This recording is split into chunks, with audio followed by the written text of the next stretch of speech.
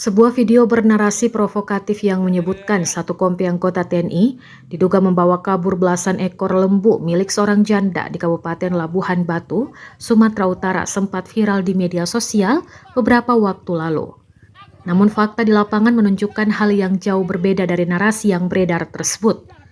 Dandim, Letkol Kap Hanung Kaptiaji, menegaskan bahwa peristiwa dalam video tersebut sama sekali tidak melibatkan institusi TNI. Menurutnya, kegaduhan yang terekam dalam video itu sebenarnya adalah perselisihan murni antara warga sipil terkait masalah kepemilikan hewan ternak. Ia menjelaskan bahwa pihaknya telah berkomunikasi dengan kedua belah pihak, baik pemilik lahan maupun pemilik ternak agar penyelesaian perkara tetap berfokus pada pokok persoalan dan tidak menyeret nama institusi TNI.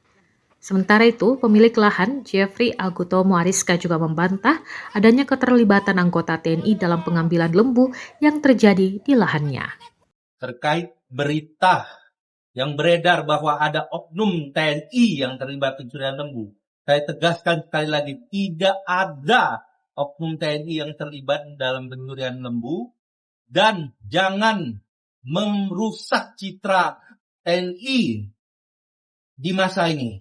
Saya harap dengan klarifikasi saya ini cukup jelas bahwa kami dengan tegas menyampaikan tidak ada keterlibatan sedikit pun anggota TNI di pengambilan lembu di dalam lahan saya. Perlu kami tegaskan bahwa di video tersebut menunjukkan jalan umum atau jalan raya di depan mes kami, di depan kebun kami, yang mana jalan tersebut adalah jalan lintas. Maka pengambilan lembu tidak masuk akal dilakukan di jalan umum. Pengambilan lembu, perlu saya tegaskan sekali lagi, berada di dalam kebun saya oleh anggota saya. Download Tribun X sekarang, menghadirkan lokal menjadi Indonesia.